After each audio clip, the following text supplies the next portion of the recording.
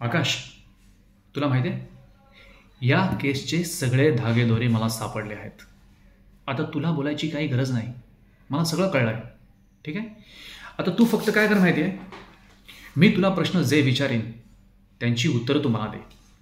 ठीक आहे. वसुधराशी तू लग्न केलं आणि तिच्याकडनं हुंडा घेतला है ना, कारण तुला बिझनेस सुरू करायचा होता, बरोबर आहे. पण तुझ्या अंगामध्ये भूक वाढत चालली होती, तुला आणखी पैसे हवे होते, म्हणून तू वसुधराला सातत्याने त्रास देत होता.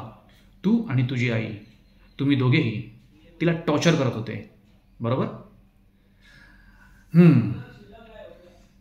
मला आधीपासूनच ही केस समजली होती.